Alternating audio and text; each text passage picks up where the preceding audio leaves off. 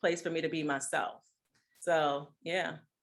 I mean, I hear pastor and I just think Pastor Gizelle Bryant. I mean,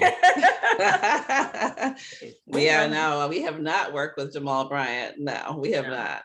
But he would be fun to work with, I think. Yeah, we know him. Yeah. Yes. I mean, do you guys know, like, you know, any of the Atlanta housewives? Because you are in Atlanta. I mean, I know you guys, you say you're a Bravoholic and you watch some of it. Do you guys know any of them, or? I think we've met pretty much, we've met many of them because we've been running this in these circles for many years. So we meet at conferences. We've been like, you know, center stage guest speakers at Essence Festival for about 4 or 5 years. Like we've done that and we're all backstage. So we've met them over the years. We've met probably almost. Yeah, we were just in New York with Kenya at Watch What Yeah. Happens Live last week. I mean, so we were taking pictures and talking about like when her season 1 and all those types of things, you know. And you know, we went to Gizelle and Robin's event before, and Real Housewives of Potomac. They invited us, so we've been around. Married to Medicine as well, like Lisa, we know her. Heavenly, Simone. Well, you know, yes, I saw you on Watch What Happens. Like, let's talk about Kenya. I mean, you know, she's going through this divorce from Mark. I mean, she's available. And I mean, what would you recommend? You know, what does Kenya need in her next relationship? Well, let me just say, so Kenya is one of my favorites. And there's, you know, I say it publicly, regardless of what everybody says about her. I've always enjoyed watching Kenya on TV. You know, if we were like real life friends and she came to me for some advice, I would say that she needs to probably just, you know, take her time, you know, take her time and make sure that she's ready for this next relationship. And so what I will say is that earlier in our business, we would always say, oh, you know, we wouldn't take anybody unless they've been divorced for like 18 months or more. But we stopped doing that because what we've learned is that a lot of times with women, we're emotionally disconnected even before we sign those papers. So signing the papers is just a formality. You're ready to move on. So, you know, we would probably have a conversation with her to see where she is emotionally, because even though if she and Mark sign the papers tomorrow, if she's been emotionally disconnected for a year, then she's probably ready. You know what I mean? So that it makes sense. So we would just. Yeah, and I mean, I would say too, I think one of the things that we always tell our clients is that you have to like almost verbally separate yourself from what people see on TV. Because, you know, a man is going to see all that on TV and think that, but she's really a sweetheart behind the scenes. I mean, they're probably going to think that she's going to be going off and, you know, just a tyrant behind.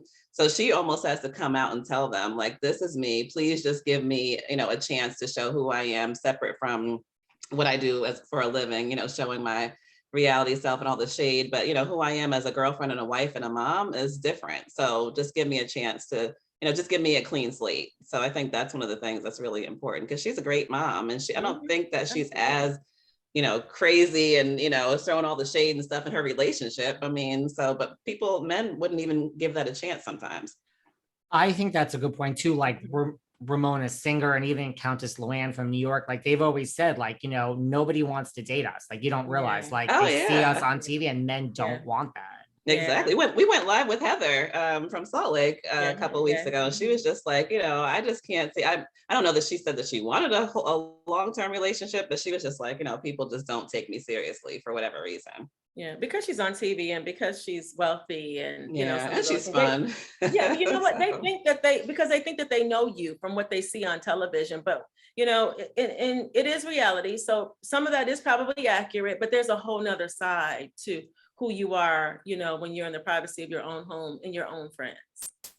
That makes sense. What type of guy do you think Heather would need from Salt Lake? Oh gosh, I think Heather would need someone that can match her fly. You know, she needs somebody that it would be fun, because she's, you know, she likes to have a good time, but also keep her grounded. You know what I mean? I think that she needs loyalty from somebody who authentically loves her and, you know, can accept her for who she is, what she is, and all of those things.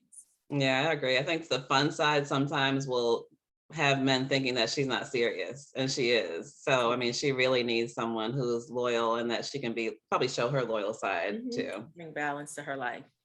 What about Miss Marlo Hampton? She has her peach now. I mean, I know there's all these rumors, you know, that she has this sugar daddy for all these years. Marlo says, you know what? You've never seen him.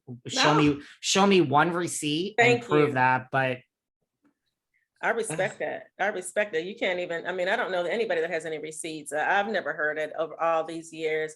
You know, you can say what you want, but she keeps her relationships under wraps and she's successful. You know, how she's successful, I don't know, but she knows. I mean, she's been successful and she's continued her success over the years. She's raising her nephews now, which I'm extremely proud of her because I see a different side of Marlo. I can't say that I was a huge fan of hers earlier in the years, but she's grown on me and watching her with those babies, you know, and helping them and raise them to become men. I'm like, kudos to you, girl. Like, I'm so proud of her and just, you know, just what she's done with her life since then.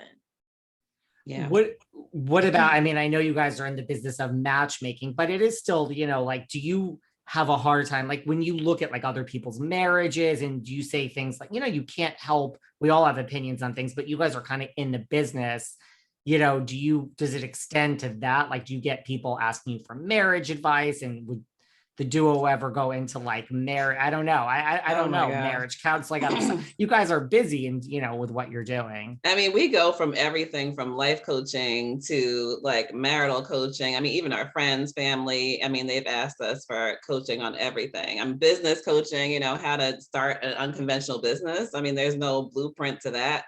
I mean, so people ask us for all kinds of stuff, you know, even sex coaching, like so a lot of our clients, when you think about it, if they haven't had a date in like 10 years, we're talking all kind of stuff. Like if you could be a fly on the wall of some of the things that we've had to like really talk about, like preparing to get back into the sex game.